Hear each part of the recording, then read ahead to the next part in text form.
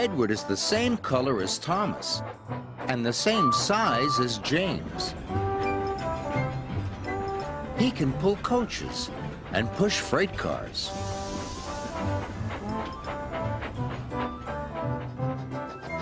And he often works as a back engine. But Edward is old and not as strong as the other engines. So sometimes Edward feels left out. The Duke and Duchess of Boxford came to visit their new summer house. They came on their own private engine called Spencer. Spencer is big and silver and very fast. When Spencer pulled into Knapford, his driver had exciting news for him. "You have beaten Gordon's record," he said. "Of course," boasted Spencer. "I'm faster and finer than all the engines on Sodor put together." Sir Topham Hatt's engines were very cross.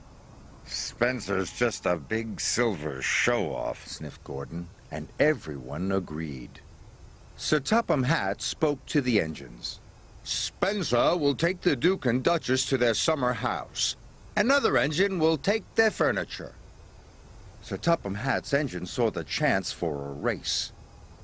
"Please, sir," said Thomas, Percy, Gordon, and James all together. "May I go?" "You all have other work to do," boomed Sir Topham Hatt. "Edward will take the furniture." James and Gordon groaned. "Fancy sending a back engine to do an express engine's job," sniffed Gordon.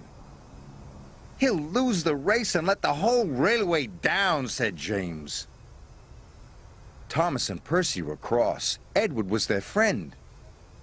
"Spencer has a bigger boiler," said Thomas, "but that just means more hot air."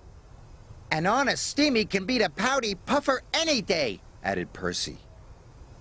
Edward set off, slow and steady. "We'll do my best, we'll do my best," he puffed.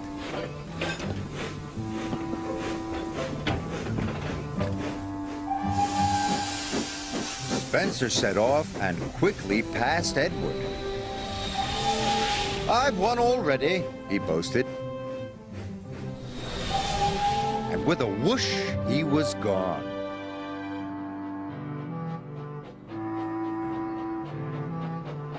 Edward came to the bottom of a steep hill. The freight was heavy and he felt very tired.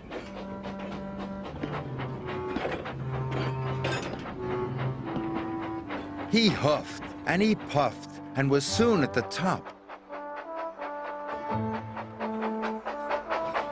He could see Spencer in the distance and chased him at once. Edward raced down the hill. Spencer stopped at Wellsworth Station. The Duke and Duchess wanted to buy some tea and cakes from the refreshment lady. Edward teetered into view. "Hurry, old boy," laughed Spencer. "Can't have you finishing too far behind me." Edward wished he could have a rest too, but the station master and the porters had heard about the race. "Hooray for Edward!" they cheered. Edward picked up steam and proudly puffed past Spencer.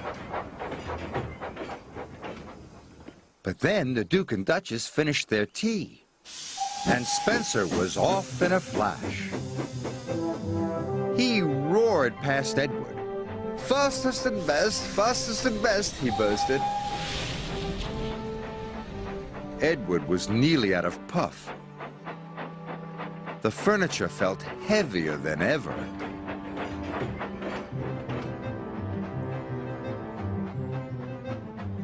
Up ahead, Spencer had to stop. The Duke wanted to take some photographs of the countryside. The Duke set up his camera. Spencer closed his eyes. "Nothing to worry about," he said lazily.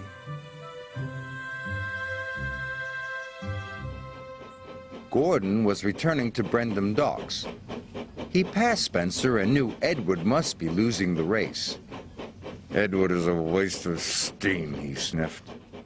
But when Gordon passed Edward and saw how hard he was trying, he felt bad about what he had said.